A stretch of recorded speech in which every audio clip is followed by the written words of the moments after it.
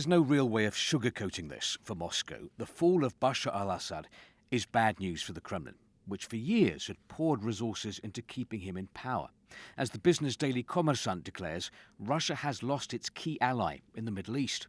However, in today's Russian papers, you can see how the authorities here are trying to minimise the embarrassment for Moscow by repeating a number of talking points. First, by blaming what happened on the Syrian authorities and the Syrian army. In other words, it's not Moscow's fault. Second, by raising the spectre of an uncertain future for Syria without Moscow's man in charge. And third, by arguing that, anyway, for Russia now, the war in Ukraine is more important than the war in Syria. We have different priorities, declares Komsomolskaya Pravda. In recent years, Russia's absolute priority has been the special military operation, the war in Ukraine. That's where all necessary resources are being transferred. And as for blame, the Syrian authorities' biggest mistake was failing to unite around them the many ethnic and confessional groups, Kurds, Druze, Sunnis, Christians and others. Yes, Russia helped the Assad government to battle extreme terrorist forces, including with Russia's Air Force.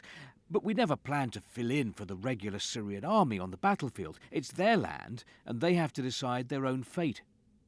Moskovsky Komsomolets slams the Syrian army. It appears that government troops didn't even try to put up a fight. They surrendered one city after another. Even the advancing enemy was shocked by their unexpected success.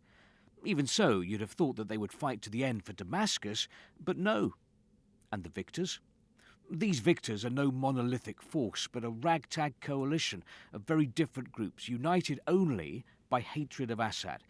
What will happen when their common enemy disappears? The experience of many countries in the Middle East shows you get a bloodbath amongst the victors.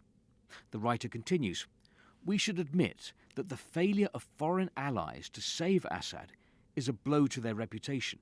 In other words, a blow to Russia's reputation as well as Iran's.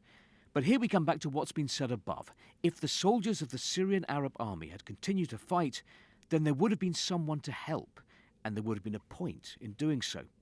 RBK's headline, 12 days that shocked Syria and more blame for the Assad regime. After Russian troops were deployed to Syria in 2015 and the situation stabilised, Assad's government failed to carry out any serious economic and political reforms. Similar in Nezavisimoy Gazeta, events in Syria were the result of the inability of the authorities to solve the problems of the state. The fate of the whole Middle East depends on whether Syria will descend into even more chaos and break up into several states, or whether it can overcome the chaos. But perhaps not all is lost for Russia. According to one political pundit, it isn't certain that Russia will pull out of Syria.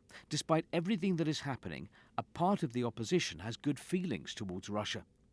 And another positive take in Kommersant, in this opinion piece by political scientist Andrei Kartunov, in the game where what's at stake is influence in Syria, Moscow no longer holds the trump card of a single leader of the country, but it still has several strong cards. Russian investments in Syria exceed $20 billion. Moscow is among Syria's leading trading partners. The Syrian diaspora in Russia is not huge, but it is economically successful and socially active. And in Syria itself, there remains fondness for Russia, going back to Soviet times. In short, Moscow has many reasons to remain an active player and not become a passive onlooker.